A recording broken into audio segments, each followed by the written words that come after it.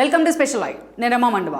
ఈరోజు లైవ్లో భాగంగా మనం తీసుకోబోతున్న టాపిక్ ఏంటంటే వైసీపీ నుంచి మరో ఏక్నాథ్ షిండే రాబోతున్నారా అంటే ఆ దిశగా కొంత చర్చ అయితే జరుగుతూ ఉంది రాష్ట్ర రాజకీయాల్లో. అటు వైసీపీలో సైతం ఇన్నర్ సర్కిట్స్లో ఈ టాపిక్ అయితే ఏదైతే ఉందో ఇది చాలా సీరియస్గా హాట్ టాపిక్ అవుతూ వస్తుంది గత కొన్ని రోజులుగా. యాక్చువల్గా చూసినట్లయితే మొన్నటి ఎన్నికల్లో జగన్మోహన్ రెడ్డి తరపున 11 మంది మాత్రమే గెలిచారు ఎమ్మెల్యేలు. అది కూడా మనం చూస్తే జగన్మోహన్ రెడ్డితో పాటు ఆయన కూడా కలుపుకుంటే 11 మంది ఎమ్మెల్యేలు జగన్మోహన్ రెడ్డి ఖాతాలోకి రావడం జరిగింది మొన్నటి ఎన్నికల్లో.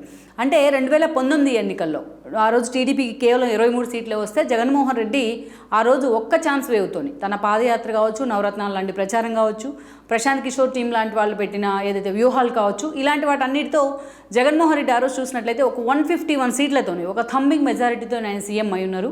అయితే 5 ఏళ్ల పాటు ఆయన సాధించిన ఒక వెండెట్ట పాలిటిక్స్ కావచ్చు, పరిపాలన కంటే మిగతా విషయాల మీద ఆయన ఫోకస్ పెట్టిన తీరు కావచ్చు, ప్రతిపక్షాలను వేధించే అంశాల మీద, అదేవిధంగా అటు టీడీపీని ఇటు జనసేనని టార్గెట్ చేసే విషయంలో ముందుండే జగన్మోహన్ రెడ్డి బట్ మిగతా విషయాల్లో మాత్రం పరిపాలన విషయంలో మాత్రం ఎప్పుడు వెనకడిగేస్తూ వచ్చారు. విభజన హామీల మీద అయినా ఫోకస్ పెడతారనుకుంటే తనకున్న కేసులు ఆయన అడ్డుపడుతూ వచ్చాయి. బీజేపీతో తనకు ఆ స్థాయిలో సత్సంబంధాలు ఉండి 22 మంది ఎంపీలు తన చేతిలో ఉన్న ఏ రోజు ఒక ప్రత్యేక హోదా కావాలనో, ఒక రైల్వే జోన్ కావాలనో, ఒక పోలవరానికి నిధులు కావాలనో జగన్ అడిగిన సందర్భము 5 ఏళ్లలో ఒక్కసారి కూడా లేదంటే ఆశ్చర్యపడాలి మనం. సో అలా ఒక వెన్నెట్ ఇక ప్రతిపక్షాలు అండంతోనే అసలు ప్రతిపక్షాలని భూమి మీదే ఉండకూడదు అన్న విధంగా ఆయన వేధించిన తీరు కానీ ఇవన్నీ కూడా జగన్మోహన్ రెడ్డిని జనమే చేత్కరించుకున్న పరిస్థితుంది. అందుకే ఒక విషయం మనం ఇక్కడ గమనిస్తే ఎవరైనా ఒక 151 సీట్లతో సీఎం అయిన వ్యక్తి ఇన్ ద స్పాన్ ఆఫ్ 4.5 ఇయర్స్లోనే కేవలం 11 సీట్లకే పరిమితం అవడం, అది కూడా తన సొంత జిల్లా అయిన కడపలో కూడా చావుదొప్పి కన్నులొట్టపోయిన విధంగా రిజల్ట్ రావడం అనేది ఎవరు ఊహించింది. అసలు ఎవరికి ఈ రిజల్ట్ రాలేదు. యాక్చువల్గా 2019లో 23 సీట్లు వస్తేనే ఇక టీడీపీ పని అయిపోయినట్టే అన్న చర్చ జరిగింది. మళ్ళీ దాన్ని జాగ్రత్తగా అటు చంద్రబాబు నాయుడు కానీ ఇటు లోకేష్ కానీ రీవ్యాంప్ అవుతూ వచ్చారు. పార్టీ రీవ్యాంప్ అవుతూ వచ్చింది అనే కంటే జగన్మోహన్ రెడ్డి వాళ్ళకి అన్ని అవకాశాలు కల్పించారనేది వాస్తవం ఆ 5 ఏళ్లలో. అలాంటి జగన్మోహన్ రెడ్డి తాను ఎప్పుడు కూడా మాట్లాడితే 35 ఏళ్ల పాటు ముఖ్యమంత్రిగా ఉంటానని చెప్తూ ఉండేవాళ్ళు. అలాంటి జగన్మోహన్ రెడ్డి కేవలం 11 సీట్లకే పరిమితం అయ్యారంటే 5 ఏళ్ల జగన్మోహన్ రెడ్డి పాలన జనానికి ఎలాంటి టేస్ట్ చూపించింది అనేది మనం ఆ ఒక్క రిజల్ట్తోనే అర్థం చేసుకోవచ్చు. ఇక పట్టుమని 2 నెలలు కూడా కాలేదు పూర్తిగా కొత్త కూటమి ప్రభుత్వం ఏర్పాటు చేసి అటు పవన్ కళ్యాణ్ డిప్యూటీ సీఎం, ఇటు చంద్రబాబు నాయుడు సీఎంగా ఉన్నారు, లోకేష్ మంత్రిగా ఉన్నారు. దెన్ ఈరోజు చూసినట్లయితే ఇక జగన్మోహన్ రెడ్డికి ఓటమి ఎప్పుడు కూడా చాలామందిని డిమోరలైజ్ చేస్తూ ఉంటుంది. బట్ పాలిటిక్స్లో ఉన్న వాళ్ళు చాలామంది దాన్నే తమకు మెట్లుగా మలుచుకుంటూ ఉంటారు. మళ్ళీ రాజకీయాల్లో పైకి ఎదుగుతూ పడటము లేవడము అలవాటు అయిపోతూ వస్తుంది. కానీ జగన్మోహన్ రెడ్డికి మిగతా వాళ్ళతో పోలిస్తే మిగతా సిచ్యువేషన్స్తో పోలిస్తే ఈసారి నిజంగానే జగన్మోహన్ రెడ్డి చాలా కన్ఫ్యూజన్లో ఉన్నారనుకోవాలి. ఇప్పుడు జగన్మోహన్ రెడ్డి ముందున్న టాస్క్ ఏంటంటే 11 మంది ఎమ్మెల్యేలు ఆయన ఖాతాలో ఉన్నారు. ఓడిపోయిన వాళ్ళ సంగతి పక్కన పెడితే తనతో పాటు గెలిచిన మిగతా 10 మందిని ఎలా కాపాడుకోవాలి, ఎమ్మెల్సీలు ఎంతమంది ఉంటే వాళ్ళని ఎలా తన హోల్డ్లోకి తెచ్చుకోవాలనేది జగన్మోహన్ రెడ్డికి ఒక పెద్ద టాస్క్. నిన్నటిదాకా మరోవైపు చూస్తే ఆయన ప్యాంపర్ చేస్తూ వచ్చిన బీజేపీ ఈరోజు కూటమి ప్రభుత్వంలో కలిసి ప్రభుత్వాన్ని ఏర్పాటు చేసిన పరిస్థితి ఉంది. ఇక జగన్మోహన్ రెడ్డి ఆ స్థాయిలో అపాయింట్మెంట్ ఇచ్చే పరిస్థితి కూడా మోడీ షా దగ్గర లేదు. ఇక మరోవైపు చూసినట్లయితే అత్యంత కీలకమైన మూడో ఇష్యూ ఏంటంటే జగన్మోహన్ రెడ్డిని ఆయన కేసులు వెంటాడుతున్నారు. ఒకవైపు హైకోర్టు, సుప్రీంకోర్టులో రఘురామకృష్ణరాజు లాంటి వాళ్ళు ఆయన కేసులు వెంటబడుతూనే వస్తున్నారు. ఏ క్షణం జగన్మోహన్ రెడ్డి కేసులో ఏమవుతుంది, ఏ క్షణం ఆయన బెయిల్ రద్దు అవుతుంది అనే అంశం మీద ఒక ఉత్కంఠ అయితే ఉంది, ఒక సస్పెన్స్ ఉంది ఆ పార్టీలో. ఇక మరోవైపు చూసినట్లయితే 4వ పాయింట్ ఏంటంటే ఆ పార్టీ తరపున ఓడిపోయిన వాళ్ళు చాలామంది స్టాల్వార్డ్స్ లాంటి నేతలు ఉన్నారు. ఒక ధర్మాన మొదలుకొని ఒక బొత్స వరకు, సరే బొత్స కంటే ఎమ్మెల్సీ ఇచ్చున్నారు. అలాంటి నేతలు చాలామంది ఈరోజు వాళ్ళకి షర్మిల ఆప్షన్గా కనిపిస్తుంది. టీడీపీ ఆల్రెడీ ప్యాక్ అయిపోయింది, ఎవరికి ఎంట్రీ లేదని చంద్రబాబు నాయుడు, లోకేష్ చెప్తూ వస్తా అన్నారు. జనసేన పూర్తి స్థాయిలో లీడర్స్ని తయారు చేసుకునే పనిలో పవన్ కళ్యాణ్ బిజీగా ఉన్నారు మొన్నటి పరిణామాల తర్వాత. అదేవిధంగా చూసినట్టయితే బీజేపీ వైపు ఆ స్థాయిలో కూటమితో ఉన్నది కారణంగానే ఈరోజు బీజేపీకి ఆ స్థాయిలో రిజల్ట్ వచ్చింది. కానీ లేకుంటే బీజేపీకి రాష్ట్రంలో 100 కన్నా ఎక్కువగా ఓట్లు వచ్చే పరిస్థితి కూడా లేదు. అందుకే ఈరోజు ఎక్కువ మంది బీజేపీ వైపు చూసేందుకు సాహసించట్లేదు. మరోవైపు చూసినట్లయితే షర్మిల వాళ్ళకి ఒక ఆల్టర్నేటివ్గా కనిపిస్తూ వస్తుంది. ఎప్పటికైనా రాష్ట్రంలో టీడీపీ వర్సెస్ కాంగ్రెస్ ఉన్న పరిణామాలు ఉంటాయని కూడా వాళ్ళు అంచనా వేస్తూ ఉన్నారు. ఎందుకంటే ఇంకోవైపు చూసినట్లయితే ఇక షర్మిల వైపు ఎవరెవరు వెళ్తారు, ఆమెతో ఎవరు టచ్లోకి వచ్చారు అన్నది వైసీపీలో నిజంగానే ఒక సంచలనాన్ని అయితే క్రియేట్ చేస్తుంది. ఇలా అన్ని వైపుల నుంచి జగన్మోహన్ రెడ్డి మీద ఒక మూకుమ్మడి దాడి జరుగుతోంది. ఇలాంటి సిచ్యువేషన్లో ఆయన వీటన్నిటిని ఓవర్కమ్ అయి తన పార్టీని ఎలా మళ్ళా రీవామ్ చేసుకుంటారు, ఎలా లైమ్ లైట్లోకి వస్తారనేది నిజంగానే ఆయనకున్న ఒక పెద్ద టాస్క్. తన తండ్రి మరణం తర్వాత జరిగిన పరిణామాలన్నీ ఒక ఎత్తు అయితే గడిచిన 14 ఏళ్లలో ఇప్పుడు జగన్మోహన్ రెడ్డికి ఎదురవుతున్న సమస్యలన్నీ కూడా మరో ఎత్తు అని చెప్పుకోవాలి. అలాంటి కష్టకాలంలో జగన్మోహన్ రెడ్డి ఉన్నారు. అయితే ఇలాంటి సిచ్యువేషన్లోనే మూలిగే నక్క మీద తాటికాయ పడిన విధంగా ఈరోజు ఆ పార్టీలో ఒక చీలిక రాబోతోంది అన్న చర్చకి వేదిక అవుతోంది ఆ పార్టీ. అందుకు కారణం కూడా ఉంది. ఎందుకంటే ఈరోజు 11 మంది ఎమ్మెల్యేలు జగన్మోహన్ రెడ్డి ఖాతాలో ఉన్నారు తనతో పాటు కలుపుకొని. వీళ్ళలో ఏదైతే ఒక ఏక్నాథ్ షిండే కూడా తయారవుతున్నారన్న చర్చ కూడా ఉంది. ఎందుకంటే ఇప్పటికే కొంతమంది తీవ్ర స్థాయిలో జగన్మోహన్ రెడ్డి ఇందాక మనం చెప్పుకున్న కారణాలతో జగన్మోహన్ రెడ్డి భవిష్యత్తుకే ఒక క్లారిటీ లేని పరిస్థితిలో తాము ఆ పార్టీలో ఉన్న 5 ఏళ్ల పాటు తమ భవిష్యత్తుని జగన్మోహన్ రెడ్డి ఏం చూసుకోగలరు, 5 ఏళ్ల తర్వాత అయినా వైఎస్ఆర్సీపీ ఉంటుందా లేకపోతే ఆ భవిష్యత్తు అంధకారంలో పడుతుందా అన్న డైలమాలో చాలామంది నేతలే ఉన్నారు. స్కోప్ లేక ఇంకా కొంచెం అవకాశం ఇచ్చి చూద్దామని చాలామంది ఆగున్నారు. కానీ జగన్మోహన్ రెడ్డి మాత్రం తన తీరు మార్చుకోకుండా కనీసం ప్రభుత్వానికి ఒక గ్రేస్ పీరియడ్, ఒక హనీమూన్ పీరియడ్ కూడా ఇవ్వకుండా ఆయన మాటకు ముందు వాళ్ళని దాడి చేస్తున్న తీరు కానీ, రెడ్ బుక్కి లోకేష్ కూడా అంత ప్రాచుర్యం కల్పించలేదు. ఆ స్థాయిలో రెడ్ బుక్ గురించి ప్రతిరోజు ఆయన మాట్లాడుతున్న వైనం కానీ మనం చూస్తూ వస్తున్నాం. అందుకే ఈ రోజున జగన్మోహన్ రెడ్డిని ఆ స్థాయిలో వాళ్ళు ఎవరు కూడా కన్సిడరేషన్ కింద తీసుకోవట్లేదు. ఈవెన్ ఆయన చేస్తున్న రివ్యూలు కూడా చాలామంది నేతలు అటెండ్ కావట్లేదు. అందుకే ఆయనతో గ్యాప్ మెయింటైన్ చేసే ప్రయత్నం జరుగుతోంది. ఈవెన్ తన కోసం నిలబడి తన కోసం జైలు పాలైన చాలామంది, తన కోసం కేసులో ఇరుక్కున్న చాలామందిని జగన్మోహన్ రెడ్డి కనీసం పరామర్శ కూడా చేయలేదు. ఒక అవినాష్ కావచ్చు, ఒక వంశీ కావచ్చు, అదేవిధంగా ఒక కొడాలి నాని, ఒక రోజా లాంటి వాళ్ళు, అనిల్ కుమార్ యాదవ్ లాంటి ఒక 5 బ్రాండ్స్ పేరుతోనే తన ముందు నిలబడ్డారు ఆయన స్కిన్ సేవ్ చేస్తూ. వాళ్ళు ఎవరిని కూడా జగన్మోహన్ రెడ్డి పిలిపించుకుని వాళ్ళని ఏదైతే ఈరోజు ఓదార్చే ప్రయత్నం అయితే చేయలేదు. సో అలాంటి సిచ్యువేషన్లో జగన్మోహన్ రెడ్డి మీద క్రమక్రమంగా వాళ్ళకి నమ్మకం కోల్పోతోంది. దానిలో భాగంగానే ఈరోజు వైఎస్ఆర్సీపీలో చీలిక రాబోతోంది, వైఎస్ఆర్ ఎల్పీలో చీలిక రాబోతోంది అన్న చర్చ ఉంది. ఇంకోవైపు చూసినట్లయితే దాదాపు 7 ఎమ్మెల్యేలు చాలా సీరియస్ అసంతృప్తిలో ఉన్నారు. ఇప్పటికీ వాళ్ళు సీక్రెట్గా భేటీ అయ్యారు, వాళ్ళు సీరియస్గా చర్చలు కూడా జరుపుతున్నారు. ఆ 7 కనుక బయటకు వచ్చినట్లయితే ఈరోజు జగన్మోహన్ రెడ్డితో పాటు ఆ పార్టీలో మిగిలేది కేవలం 9 మాత్రమే, టోటల్ 11 మెంబర్స్ ఉన్నారు.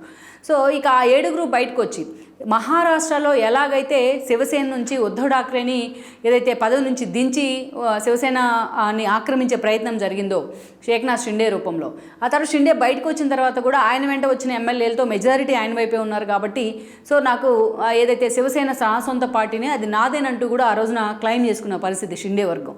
సో సేమ్ అలాంటి సిచ్యువేషన్ ఈరోజు జరగబోతోందా అన్న ఒక అంశం అయితే మాత్రం నిజంగానే వైఎస్ఆర్సీపీని ఒక ఉత్కంఠకైతే గురి చేస్తోంది, ఒక డైలమాకి అయితే గురి చేస్తోంది. ఈరోజు 7 ఎమ్మెల్యేలు బయటకు వచ్చి వాళ్ళంతా కూడా నిజంగా వైఎస్ఆర్సీపీ మాదే అని వైఎస్ఆర్సీపీని నిజంగానే క్లెయిమ్ చేసుకునే ప్రయత్నం చేస్తే ఆటోమేటిక్గా అటు అసెంబ్లీలో కానీ ఇటు స్పీకర్ కానీ మెజారిటీ ఎమ్మెల్యేలు ఎటువైపు ఉంటే దాన్నే కన్సిడర్ చేసే అవకాశం ఉంటుంది. ఎందుకంటే సేమ్ మహారాష్ట్రలో అదే సీన్ వచ్చింది కాబట్టి. సో ఇక్కడ కూడా 7 ఒకవైపు వస్తే 9 కంటే ఆ 7కే ప్రాముఖ్యత ఉంటుంది. ఆ 7 ఖాతాలోకే వైఎస్ఆర్సీపీ వెళ్ళే అవకాశం ఉంటుంది. ఈవెన్ ఎన్నికల సంఘం కూడా దాన్నే కన్సిడరేషన్ కింద తీసుకునే అవకాశాలు కూడా పుష్కలంగా ఉన్నాయి. సో ఇలాంటి పరిస్థితుల్లో ఇక మిగతా 9తో 7 వెళ్ళిన తర్వాత జగన్మోహన్ రెడ్డి సంగతి పక్కన పెడితే మిగతా 3 కూడా ఎంతవరకు ఆ పార్టీలో ఉంటారనేది ఇంకో పెద్ద $1 మిలియన్ ప్రశ్న. అయితే ఇక్కడ అసలు ఆ ఏక్నాథ్ షిండే ఎవరు అన్న చర్చ జరుగుతుంది. ఈ ప్రచారం ఎంతైతే వాస్తవం ఉందో అదే స్థాయిలో ఆ ఏక్నాథ్ షిండే ఎవరు కాబోతున్నారని చర్చ జరుగుతుంది. మైట్ బి ఇవాళ ఉన్న వైసీపీ సీనియర్ నేతలు ఎవరైనా కావచ్చు. లైక్ బొత్స సత్యనారాయణ మనం చూసినట్లయితే బొత్స సత్యనారాయణ చాలాసార్లు ఆయనకు ఒక పెద్ద రెప్యుటేషన్ అయితే ఉంది. కాంగ్రెస్ నుంచి అసోసియేట్ అవుతూ వచ్చారు ఆయన రాజకీయాల్లో. సుదీర్ఘకాలం విజయనగరం రాజకీయాలను తన చేతిలో పెట్టుకున్నారు ఆయన. తన ఫ్యామిలీకి తన భార్య మొదలుకొని తమ్ముడు వరకు టికెట్లు ఇప్పించుకోవడంలో సక్సెస్ అయి ఉన్నారు. అలా ఇక ఉమ్మడి ఆంధ్రప్రదేశ్లో చివరికి ఆయన పీసీసీ చీఫ్గా కూడా పనిచేశారు. ఒక దశలో కిరణ్ కుమార్ రెడ్డి రాజీనామా చేసే సమైక్యాంధ్ర కోసం ఆ పదవి ముఖ్యమంత్రి పదవిని బొత్సకి ఇవ్వాలని కూడా ఆ రోజు కాంగ్రెస్ అధిష్టానం ఆలోచన చేసింది. ఆ స్థాయిలో ఉత్తరాంధ్ర రాజకీయాల్లో తనదైన ముద్ర వేయగలిగాడు. అలాంటి బొత్స జగన్మోహన్ రెడ్డి కోసం తను 2 మెట్లు తగ్గుతున్నానంటూ కూడా 2014 తర్వాత పరిణామాల్లో ఆ పార్టీలోకి వచ్చున్నారు. దెన్ మొన్నటి ఎన్నికల్లో 2019లో గెలిచారు. ఆయనకు మంత్రి పదవి వచ్చింది. బట్ మంత్రికి పదవిలో ఉన్న బట్ ఆ పదవి తరపున బాధ్యతలన్నీ నిర్వర్తించే సజ్జలానే ఉపాధ్యాయ ఉద్యోగ సంఘాలతో మాట్లాడడం మొదలు అనేక ఇష్యూల్లో బొత్సకి చాలా సఫికేషన్ కలిగించారు సజ్జల లాంటి వాళ్ళు. అందుకే ఓపెన్గా తను ఉన్నట్టు ఆయన చెప్తూ వచ్చారు. అందుకే చాలాసార్లు అటు పార్టీ నేతలకు కూడా జగన్మోహన్ రెడ్డి కోటరీ కూడా బొత్స టార్గెట్ అవుతూ వచ్చారు. చివరకు తన ఆరోగ్యం బాగాలేని కారణంగా తన కొడుకు సందీప్కి టికెట్ ఇవ్వాలన్నా జగన్మోహన్ రెడ్డి దాన్ని కన్సిడర్ చేయలేదు. ఇక లాస్ట్ మినిట్లో హడావిడిగా ఝాన్సీని తీసుకెళ్లి వైజాగ్ ఎంపీగా నిలబెట్టారు బొత్స భార్యని. ఆమెను కూడా గెలిపించుకోలేకపోయారు ఆయన. అండ్ దెన్ బొత్స కూడా ఓడిపోవడం జరిగింది. ఈరోజు ఆయనతో రాహుల్ గాంధీ టచ్లోకి వచ్చారు, ఎందుకంటే ఆ స్థాయిలో ఆయనకు పరిచయాలు ఉన్నాయి కాంగ్రెస్తో. అటు షర్మిలా, కేవీపీ, డీకే లాంటి వాళ్ళు టచ్లోకి వచ్చారని ప్రచారంతో జగన్మోహన్ రెడ్డి చాలా సీరియస్గా అలర్ట్ అయి ఉన్నారు. అందుకే బొత్స లాంటి వాళ్ళు పార్టీకి విడిచి వెళ్ళిపోతారన్న ఒక అపనమ్మకంతో ఈరోజు ఎమ్మెల్సీని ఎంతమంది నేతలు రేస్లో ఉన్నా విశాఖపట్నంతో ఎలాంటి సంబంధం లేని బొత్స సత్యనారాయణకి ఆ ఎమ్మెల్సీ పదవి ఇవ్వడం జరిగింది. సో ఆయన అలా హోల్డ్ చేసే ప్రయత్నం చేస్తూ ఉన్నారు. ఇక మరోవైపు చూసినట్లయితే ఇంకో పేరు వినిపిస్తోంది, పెద్దిరెడ్డి రామచంద్రారెడ్డి, అందరం మిథున్ రెడ్డి పేర్లు కూడా. ఎందుకంటే డే 1 నుంచి వైఎస్ఆర్సీపీలో ఎంతమంది నేతలు ఇన్ని కేసులు ఎదుర్కొంటున్నా ఆ స్థాయిలో టార్గెట్ అవుతున్న వ్యక్తి కూటమి ప్రభుత్వానికి పెద్దిరెడ్డి రామచంద్రారెడ్డి. ఇక అటు బీజేపీతో మిథున్ రెడ్డి చర్చలు జరుపుతున్నారు. వాళ్ళిద్దరూ కూడా తమ మీద ఉన్న కేసులు మాఫీ కోసం బీజేపీ వైపు చూస్తున్నారని చర్చ ఉంది. చాలామంది లీకులు కూడా ఇస్తున్నారు. అటు పెద్దిరెడ్డి లాంటి వాళ్ళు దాన్ని ఖండించే ప్రయత్నం చేస్తున్నారు, లీగల్ నోటీస్ ఇచ్చే ప్రయత్నం చేస్తున్నా ఆ చర్చ అయితే ఆగట్లేదు. ఎందుకంటే ఈరోజు ఉన్న పరిస్థితుల్లో అటు ఏదైతే టీటీడీలో ఆయన అక్రమ దర్శనాలు చేసిన విషయం మొదలుకొని అనేక రకాలుగా భూ అక్రమాల వరకు పెద్దిరెడ్డి భాగవతాలు ఒక్కొక్కటిగా వెలుగులోకి వస్తున్నాయి. ఈరోజు సొంత కాన్స్టిట్యున్సీలోనే పాదయాత్ర చేద్దామంటే, పరామర్శిద్దామంటే కూడా ఆయన కొడుకు అండ్ దెన్ ఆయనకు ఎంట్రీ లేని పరిస్థితి ఉంది. ఆ స్థాయిలో జనసేన, టీడీపీ మీద ఒక వెండెట్టా పాలిటిక్స్కి తెరదీసిన కారణంగా ఈరోజు పెద్దిరెడ్డి అండ్ దెన్ ఆయన కొడుకు మిథున్ రెడ్డి టార్గెట్ అవుతున్నారు. ఈ సఫికేషన్ నుంచి తప్పించుకునేందుకే వాళ్ళు బీజేపీలోకి వెళ్తారన్న ప్రచారం ఉంది. అందుకే జగన్మోహన్ రెడ్డి ఇప్పుడు దాకా గత 2.5 నెలలుగా ఎక్కడ జగన్మోహన్ రెడ్డి వీళ్ళ గురించి మాట్లాడిన జగన్మోహన్ రెడ్డి పెద్దిరెడ్డి గురించి పదే నిన్న మొన్న 2 రోజులుగా మాట్లాడుతూ వస్తున్నారు, పెద్దిరెడ్డి మీద కేసులు పెడతారా అనేసి. దాన్ని ఇంకొక వ్యక్తి మనం చూసినట్లయితే ఆ స్థాయిలో ఒక బొత్స గురించి మొన్నటి వరకు ప్రచారం జరిగింది. అదేవిధంగా చూసినట్లయితే ఇప్పుడు దాకా మనం చెప్పుకున్న పెద్దిరెడ్డి, అదేవిధంగా మిథున్ రెడ్డి గురించి కూడా అదే స్థాయిలో ప్రచారం జరుగుతూ వచ్చింది. ఇక మరో కీలక వ్యక్తి గురించి కూడా మనం ఇక్కడ చెప్పుకోవాలి, విజయసాయి రెడ్డి. ఈ రోజున అత్యంత కీలకంగా 11 మంది రాజ్యసభ సభ్యులు ఉన్నారు జగన్మోహన్ రెడ్డికి అటు రాజ్యసభలో. అందుకే బీజేపీ మమ్మల్ని కన్సిడర్ చేయాల్సిందే అంటూ కూడా వైసీపీ నేతలు మాట్లాడుతున్నారు. ఇక ఎప్పుడైతే విజయసాయి రెడ్డి పార్టీలో డే 1 నుంచి అన్నీ తానే నడిపించడం కానీ, పీకే లాంటి వాళ్ళని, ప్రశాంత్ కిషోర్ లాంటి వాళ్ళని ఆ పార్టీ కోసం ఒప్పించడం కానీ, ఇలాంటి కీలక విషయాల్లో విజయసాయి రెడ్డి భాగస్వామ్యం అవుతూ వచ్చారు చాలాసార్లు. ఆ పార్టీ 2019 ఎన్నికల్లో ఆ స్థాయిలో విజయం సాధించిందంటే అందులో విజయసాయి రెడ్డి పాత్ర చాలా కీలకంగా ఉందనేది వాస్తవం. అది జగన్మోహన్ రెడ్డి కూడా అంగీకరిస్తారు.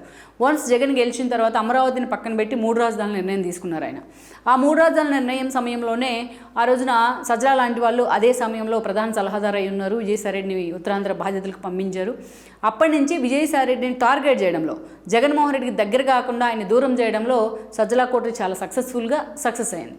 దెన్ అనేక రకాలుగా ఆయన అల్లుడు వరుస అయిన శరత్చంద్రారెడ్డి అరెస్ట్ కావడం కానీ, అక్కడ మొదలుకుంటే ఎంవివి సత్యనారాయణతో భూ విభేదాలు కానీ, మొన్నటి వరకు ఆయన వ్యక్తిగత విషయాల మీద వచ్చిన అంశాల్లో ప్రతి ఇష్యూలో కూడా సాయిరెడ్డిని టార్గెట్ చేయడంలో ప్రత్యర్థుల కంటే ముందుగా వైసీపీ నేతల పాత్ర ఎక్కువగా ఉందనేది ఆయన నోట్లోంచి మొన్న బయటకు వచ్చింది ప్రెస్ మీట్ పెట్టినప్పుడు.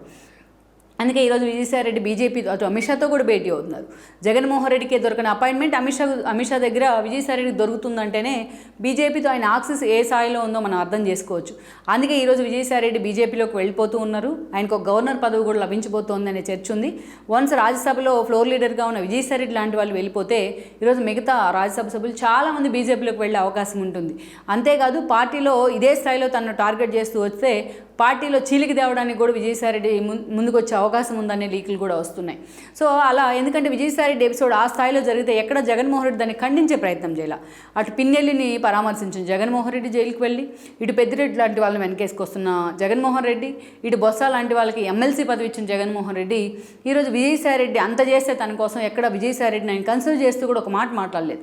అందుకే ఈరోజు జగన్మోహన్ రెడ్డి మీద ఆ స్థాయిలో విజయసాయి రెడ్డి వర్గం గుర్రుగా ఉంది. అందుకే మరో ఏక్నాథ్ షిండే అంటే ఈరోజు విజయసాయి రెడ్డి పేరు కూడా అందులో వినిపిస్తూ వస్తుంది. అందుకే ఇప్పుడు ఉన్న మనం ఆల్రెడీ ఇందాక చెప్పుకున్న పరిస్థితుల్లో ఆల్రెడీ ఆయన్ని ముప్పేట దాడి జరుగుతుంది. జగన్మోహన్ రెడ్డికి ఈ ఇష్యూలతో అన్నింటిలో ఒక సఫికేటివ్ పీరియడ్ ఉంది.